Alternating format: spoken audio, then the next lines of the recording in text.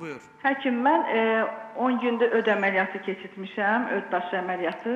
Yəni bilmək istəyirəm ki, öd yenidən əmələ gəlirmi və o necə qidalanmalıdır ödü olmayanlar, onu bilmək istəyirəm. Çox sağ olun. Çox sağ olun, təşəkkür edirəm. Çox Sağ olun. Minnətdaram. Ümumiyyətlə, öd daşı olmayan adamlar necə qidalanmalıdır? Təbii ki, ilkin dövrdə Ödün çıxartırıb bu. bəli, öddə başqa cür əməliyyat olmur. Əgər daş çıxardırsansa, Ödü də öd də çıxartılmalıdır. çıxır. Ona görə mən həmişə deyirəm ki, maksimal dərəcədə çalışmaq lazım ki, öd daşı olmaq, o da böyrək daşı kimi faciə deyil. Adam var öd daşından 100 il yaşayır və heç yadına da düşmür. Adam da var ki, öd daşı elə yerdədir ki, elə quruluşdadır ki, hər gün tutmalarla güclü ağrılar verir və çıxmalıdır. İndi bilmirəm, təbii ki, xanımda necə olub, ancaq artıq çıxıb. Çıxandan sonra, təbii ki, biz bilirik, heyvani yağları həll edən öddür. Ona görə də məsləhət görünür ki, heyvani yağlardan maksimal dərəcədə uzaq durun və xüsusilə qızartma, kabab, yağlı yeməklərdən uzaq olun. Çünki onu həzm eləmək üçün, həll eləmək üçün ödünüz hələlik çatmayacaq.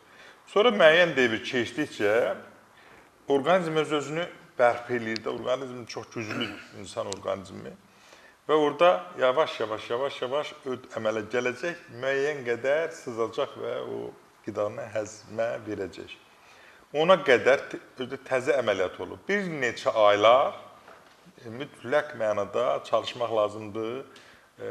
Soyutma, sulu, qızartmadan uzaq, çox yağlıdan uzaq qidalar qəbul etsin.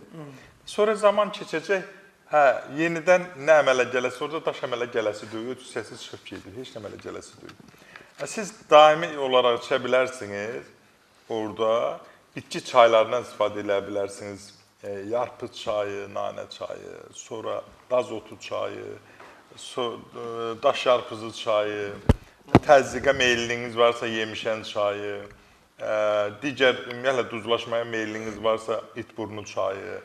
Yəni, bunları daimi qəbul etməklə siz o məsələni həll etmiş olursunuz. Bizim də öd otu deyilən bir bitki var. Solma çiçək deyirlər. Siz də görürsünüz onu. Daimi olaraq ölümsüzlük çiçəyi deyirlər. Ölümsüzlük çiçəyi deyirlər, bəli.